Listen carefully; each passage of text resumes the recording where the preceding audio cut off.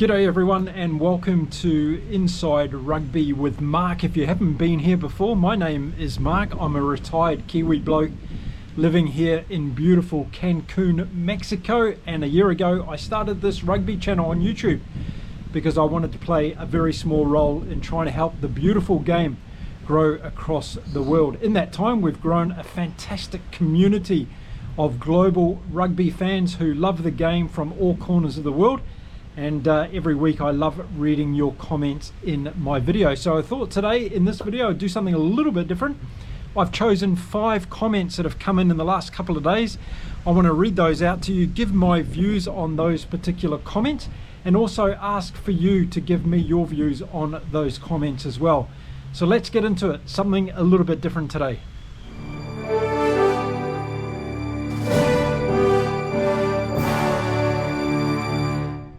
Now, one of the things I really love about doing this rugby channel is reading all of your comments that come in, because you help educate me, particularly on pronunciations. A lot of you will know that I stuff up a number of the players all the time, but for those that focus on the real content of my videos, you come up with some really interesting facts, statistics, and information that really helps me grow my knowledge of rugby across the world. So thank you very much for participating in that way, and I look forward to that trend continuing. So what I thought I'd do today was pick 5 random comments that came in that piqued up my interest a little bit, and I thought that would be a good one to have a conversation around, give my opinion on it as well. But I want to hear from the greater community across the rugby world what you think about these particular comments in relation to what's your view on them. So let's get into it. Now we're going to start off with a comment from Stephen. I'm guessing Stephen's from Ireland. Stephen, thanks very much for putting your comment in my video. And it talks about Ireland winning 2-1 against South Africa out of the last 3, if we include the Rugby World Cup win last year by Ireland. Now this perked up a little bit of interest in me, because I thought, okay, we put a lot of focus on the Rugby World Cup, of course, but how are we treating the world rankings and these competitions that we see in between each Rugby World Cup? So I wanted to put out on the back of Stephen's comment here today, are we really that serious about what's going on between Rugby World Cups, or are we holding the Rugby World Cups as the only holy grail to determine who the best rugby teams are in the world? Now we've seen both Ireland and South Africa have their moments in between Rugby World Cups, and we've also seen Ireland have their speed wobbles during the Rugby World Cups as well. So how do we determine it? And I'd like to get your views on this one, because I think it's becoming more and more important to see what happens between Rugby World Cups as well as what happens at Rugby World Cup. So South Africa, of course, undisputed heavyweight champions of the world when it comes to the Rugby World Cup. But what are we going to see over the next 3 years leading into the next Rugby World Cup in Australia? And is that going to be something that we really need to focus on as well? I know that Rassie, for instance, wants South Africa to start winning more games between Rugby World Cups, and it's something that he's bringing into his philosophy in coaching the South African team. But I'm wondering where you all stand on this one. What significance do we put in between Rugby World Cups, and should we be putting more emphasis on that? Or at the end of the day, is the only thing we're worried about is who comes out on top at the big Rugby World Cup competitions every 4 years? Really interested to get your views on this one. Stephen, thank you for chiming in with your perspective on this and where Ireland sits at the moment. I'd love to hear from everybody else in the comments. Okay, the next comment that I'm going to state my opinion about and ask for yours as well comes from Connie Fessa. Thank you for your comment. It was on one of my videos about New Zealand versus England, and that series that we've just seen down in New Zealand. New Zealand winning that 2-0, but very, very close in both games, and very exciting rugby down there in New Zealand. It just showed how good this England team is going to be. Okay, so what did Connie Fessa say in his comment? Well, he said that Marcus Smith is a big question mark, and if he doesn't play well in the November series, then he should be out of the England team. Well, this was a big comment, and it got my ears pricked up a little bit, so I've decided to weigh in on this one. Look, I think Marcus Smith played very well down in New Zealand. It's not easy going to New Zealand as a fly half and directing your team around the pitch in a 2-test series. And I thought in that second test at Eden Park last weekend, Marcus Smith was probably one of the best players on the field, and I thought that was one of the best games I've ever seen him play for England. Now, Connie Fesser says if he doesn't step up in the November series, then he needs to be out of the England team. Well, my first question mark would be, who would you put in there? Of course, George Ford didn't travel to New Zealand because of injury. And of course, Owen Farrell's going to be coming back in a couple of years as well. But who else has England got, in your opinion, that could go into that 10 jersey? And would you get rid of Marcus Smith the way that he plays and the way that he played in New Zealand? I'd really like to know your comments on this one and your opinions. I wouldn't get rid of Marcus Smith. I would stick with him. I think the more opportunities he gets to play against teams like New Zealand at that very high level of international rugby, it's going to keep growing his game and he's going to learn a lot from it. So I'd like to hear your opinions on Marcus Smith. And if he had a poor series in November in the autumn series, would you dump him out of this English team? Let me know in the comments.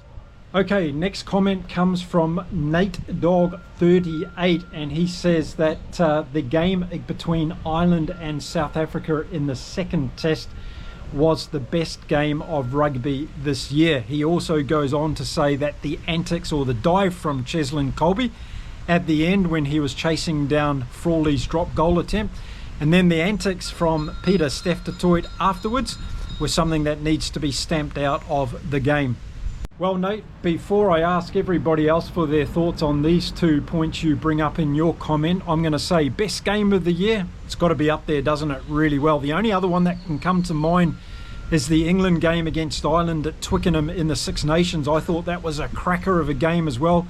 England getting up to win that one against the odds at the time. And as a neutral spectator on that game, I thought that was a cracker of a game. But I agree with you. I think this game, the second test match between South Africa and Ireland, was definitely one of the games, if not the game so far this year. And we'll have to see if anybody else has got an opinion on that one. Now, Nate, in reference to the Cheslin Kolbe dive and the Peter Steph-Toit antics after the game, I think that these things need to be stamped out, of course.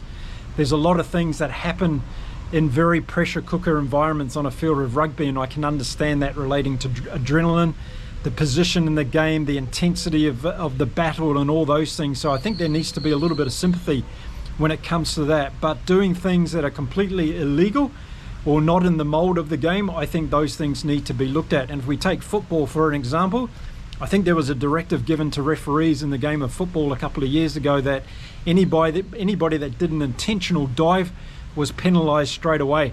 And maybe that's something that rugby can have a look at and how they could administer something like that. But I don't want us just to focus on these things that happened in this particular game, because I think there's a broader issue here within rugby that happens from time to time. And when we're seeing things that have happened in Argentina with 2 French players that happened off the field, I think there's a whole level of professionalism that still needs to be gained within these rugby teams, both when they're at home and also when they're travelling away from home. So I'd like to hear everybody else's opinions on this one. Nate asked 2-barreled question on this one. The first one, was this the game of the year so far? Let me know in the comments what you think. The Ireland versus South Africa second test. And also, what do we think of Cheslin Kolbe's dive and Peter Steph-Toit's antics after the game? Do we think that something needs to be looked at in that area? I look forward to reading your comments on that one. Thanks very much, Nate, for dropping your comment on that video. The next comment comes from Pete's9524, and it was on the back of another comment that someone wrote about the player of the match in the second test match between South Africa and Ireland. I think I had mentioned in the video that I thought Frawley deserved to get man of the match and not Ox in chair. And that was based on him getting those 2 amazing drop goals, one of them of which got Ireland across the finish line to win that game. That's what I was basing my opinion on.